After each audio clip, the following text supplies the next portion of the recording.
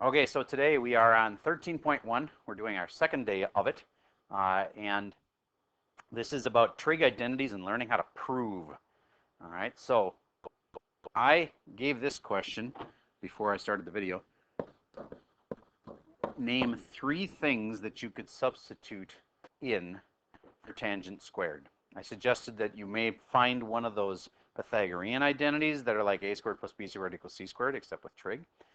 You would probably find one that was a reciprocal, and you'd probably find one, in the case of tangent, that's 2 functions over the top of each other. I think you've got them all.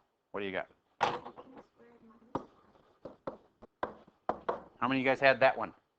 It comes from the one with the tan is what you seek. 1 plus tangent squared equals secant squared. And it doesn't start off right, but you can morph it just a little bit to get tangent alone. You put the 1 to the other side, and you'll have tangent is secant minus 1. Okay, good. What's another one? 1 over cotangent. Those are the flippin' sisters of each other. Those are the reciprocal functions of each other. And the last one. Sine squared over cosine. I'm glad you remembered the squared. Awesome. Those are 3 options. Can you get that in one problem it would make total sense to put in 1 over cotangent? Whereas on a different problem, it would make way more sense to put in a secant squared minus 1. I'll give you an example. Let's say that we have tangent squared theta over 1 plus, secant plus 1. Not even squared. Which of my 3 options would you say would make the most sense if that was my problem? I'll give them letters. Option A, option B, or option C.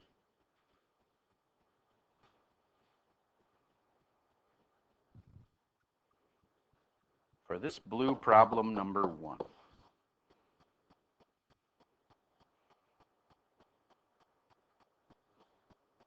Well, which of those 3 options looks like it would kind of match the denominator? A. Do you get that then you'll have something kind of close to the, if I put this right in here, do you get I'll have something pretty close on the top and the bottom, so I might be able to get some stuff to cancel? All right, everybody take it from there. You should be able to finish this one. It simplifies down really nice. Putting this in for tangent squared and seeing if you can simplify it further. One of my favorite sayings applies too.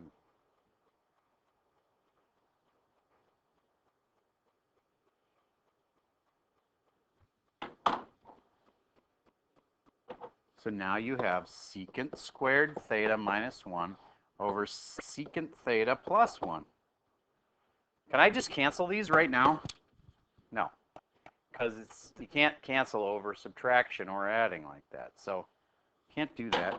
Oh, weird. I can't get those lines off of there. I'll rewrite them.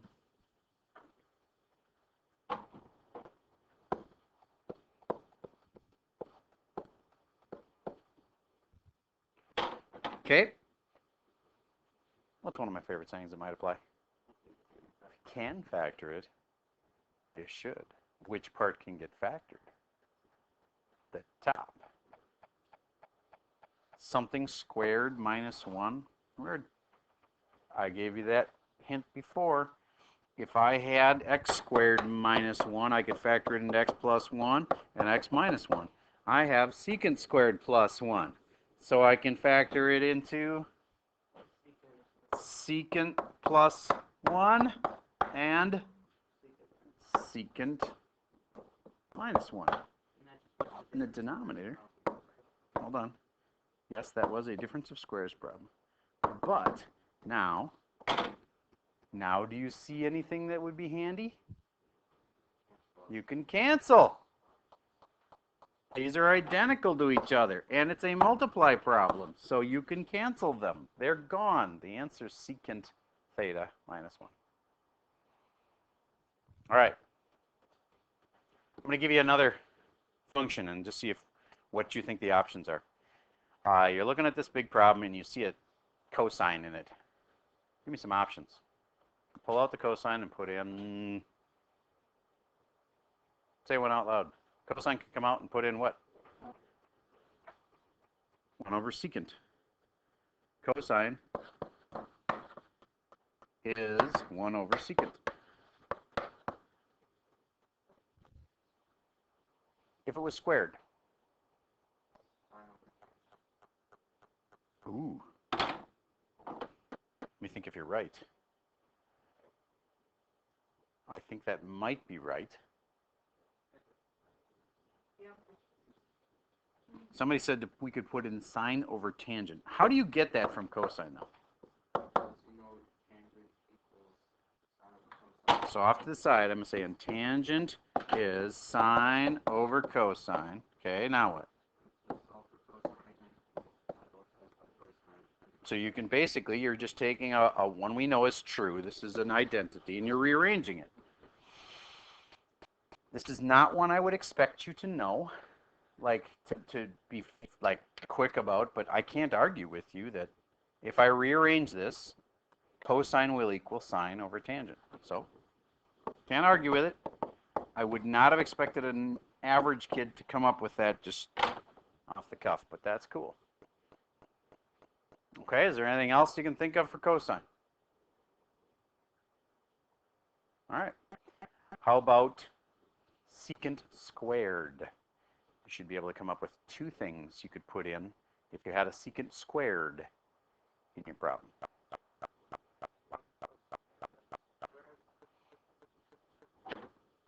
I'm just going to write out the original. 1 with the tan is what we seek. And if I have a secant squared in the middle of this big problem, there's a secant squared here. Yeah, I could replace secant squared with 1 plus tangent squared. Cool. Give me another option. Yoink this out and put in 1 over cosine squared. Good. All right. So,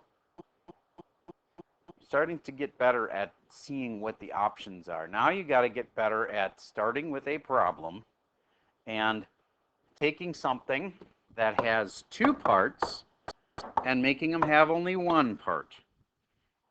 Like sine plus 1, and it has to just be one thing when it's done. Well, this really boils down to common denominators. I'll give you one of the simplest ones. 2 plus 1/2. Can I just say 2 1/2? Nope. Get a common denominator and actually add them together and see what happens. Well, first step is to make them both fractions. There. Now they have denominators. Are their denominators common? No. So what would be a good common denominator? Step 2, after making it a fraction, multiply the denominators together and know that you need 2 as your common denominator. So if 2 is the common denominator, do you get that the right side's already good? It's already got that denominator. So I just need to fix the left side. How can I fix that?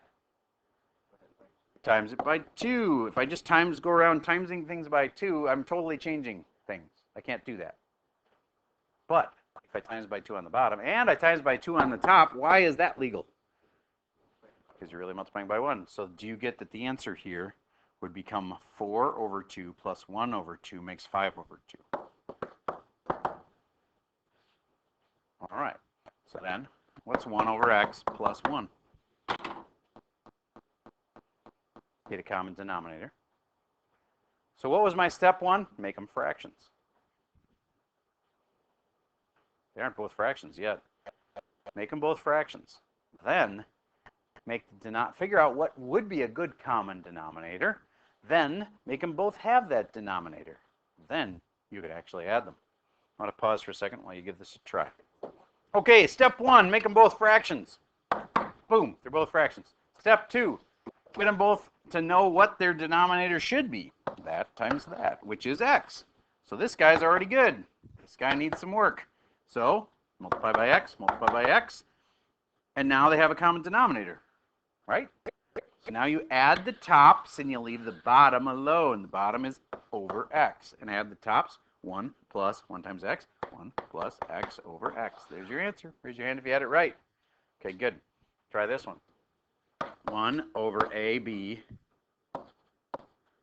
plus 2. I'll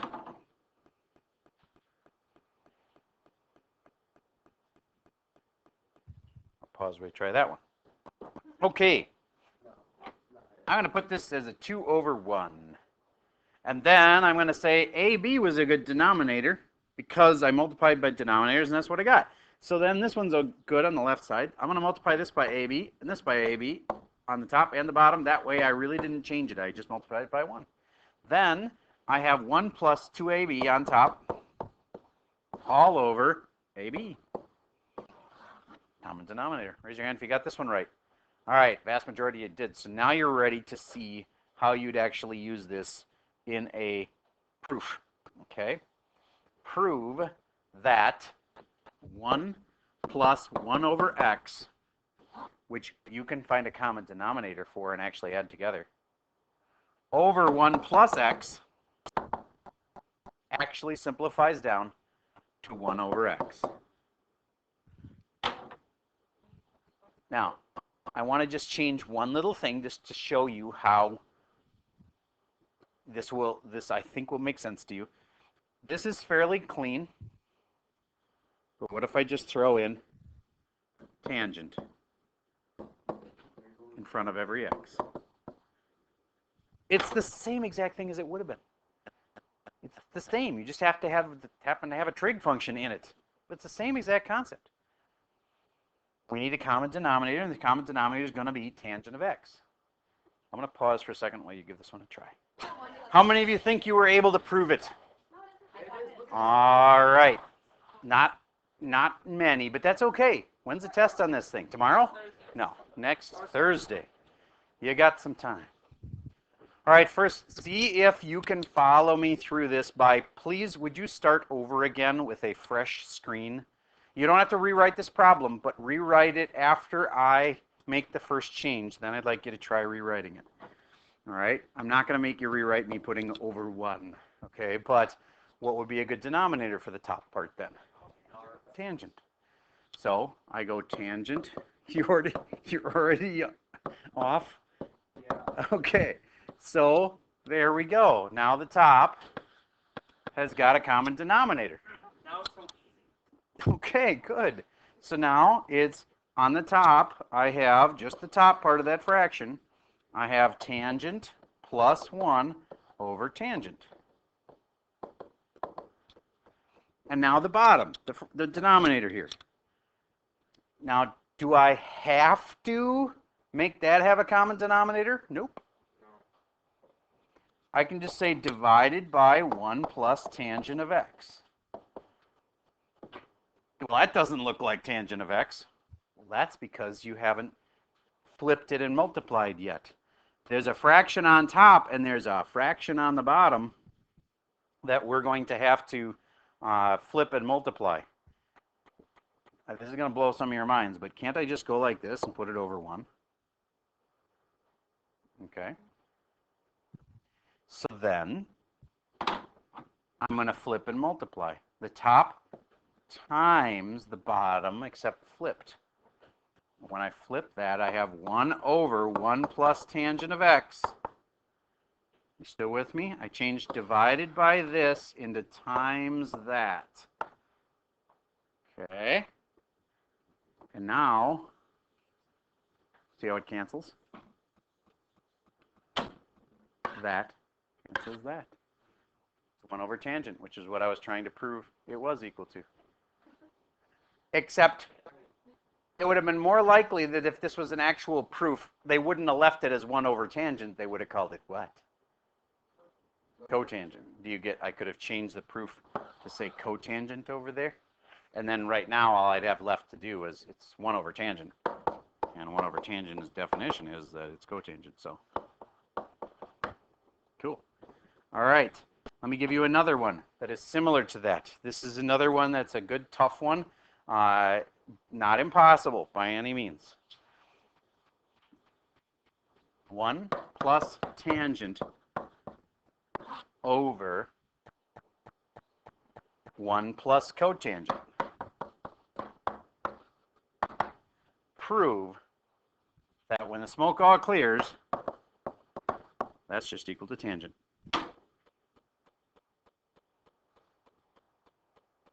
Hint, you will need to use common denominators to make this work. Keep the simple side, leave the simple side alone. Pause for a second while you give that a shot. Given our time pressure, I want to give you a little bit of help. How many of you already know that we're going to replace tangent with something? How many of you already were onto that?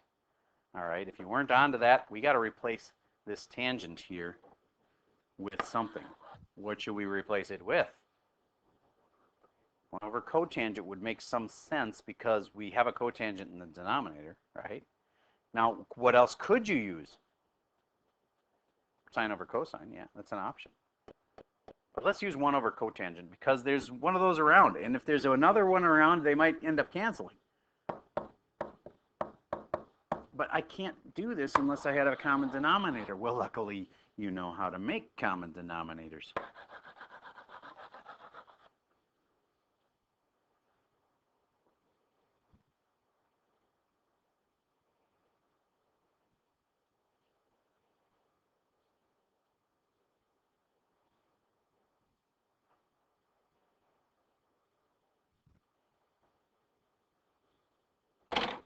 I'm going to replace this 1 with a 1 over 1, just because it makes it more clear what its denominator, 1 over 1, makes it more clear what its denominator is.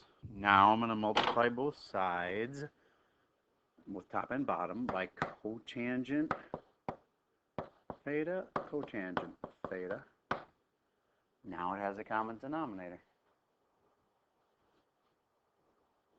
Mr. LB in the back, what do you get for the numerator of this whole thing? What's this when you simplify it down? I don't know, I took different ways. Okay, but you can help me with this. You can do it. It would be cotangent theta plus 1. Yes.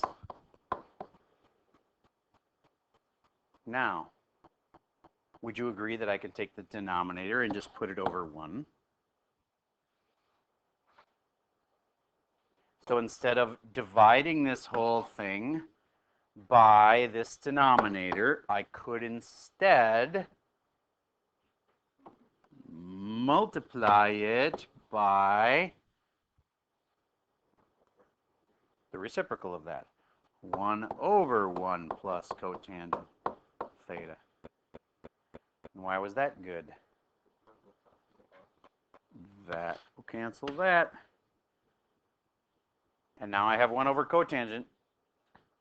And what's that equal to? Tangent.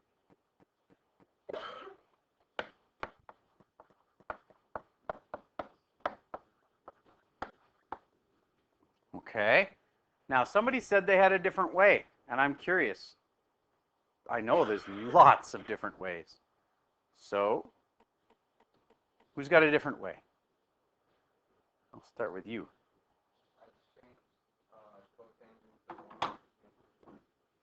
Sure. Do the same exact process except cotangent changing into 1 over tangent. And then did you make this tangent over tangent right here? To get a common denominator? Okay. So then I have tangent over here. Whoa, what just happened? That was weird. Okay, I must have hit something. Some weird button. What? Okay, fine. Tangent over tangent. Then they have common denominators, so I can add denominators. And on the top, I still have my 1 plus tangent theta. But on the bottom, I have tangent plus 1 over tangent. Is that what you did? And then what did you do next? Flip and multiply. Awesome. So instead of divide by all this, I'm going to change to multiply by, flip it, tangent theta over 1 plus tangent theta, or tangent theta plus 1, same thing. And then this cancels that, and all that's left is tangent. Cool, I like it. Because it doesn't even have that step at the end that I had to do, which was where I had 1 over cotangent, I had to change it. Yours is a little more elegant because it comes out with the tangent in the first place. Awesome. Okay. Your assignment is to do problems like that. There'll be 1 or 2 common denominator problems in here. They're not all that way, but you have to know common denominators. That's a skill you got to know. Factoring is another big one. And watch out for those. If you're in a really complicated problem, look, ask yourself, is there any way I could like make this common denominators thing? Or is there any way I could factor this thing? All right, and your assignment is to do day 2, all the problems from day 2. Yes, there's a couple hard ones in there. Don't work on them forever. I would say if I was ever on any problem for more than 15 minutes, that's probably enough. You've given it a shot. Okay? Really, you don't want to spend, some kids really feel that the obligation to answer every single question 100% completely, and they might spend 3 hours on this. I don't want you to do that. I want you to give it your best shot, but if you're stuck for like 15 minutes, I'd say that's enough. I mean a real 15 minutes, not I'm watching Oprah and now, oh, 15 minutes is elapsed. It's got to be actually trying this problem for 15 minutes. So anyway, it's all of day 2, and then I'm just going to ask that on day 3 of this assignment, I know that's 2 assignments at once, but all I'm asking you to do is the easy ones, and they are super easy on day 3, the first 2 questions of day 3. So all of day 2 and the first 2 questions of day 3. That's what's due on Monday. And on Monday, I got to teach you some new identities that you don't know. So you're almost done. Ah, that's a good reason to this weekend get the ones we have nailed down. Really, you got to get those suckers nailed down. Just plain old memorizing. Sine squared plus cosine squared equals 1. The one with the tan is what you see, and the one with the coat is cozy. And all the other ones are just flips. Don't know the flips? All right, let's go through them once real quick right now. What's sine? Is 1 over cosecant. Cosecant. You got to write these down. And then, oh, good. Tangent is equal to 1 over cotangent. Good. And cosine is equal to 1 over secant. Cosine. And the ones that are kind of linked, sine, cosecant. They're flipping sisters of each other. Okay. Cosine, flipping sister of secant. And last is tangent, cotangent.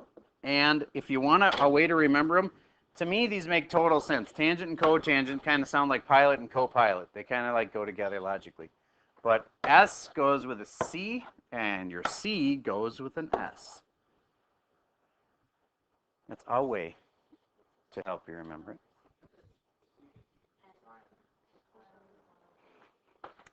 There is a sine and a cosine combo, but it's not something I want to teach you right now because I think it'll just confuse you. Yes, sine and cosine do kind of go together, but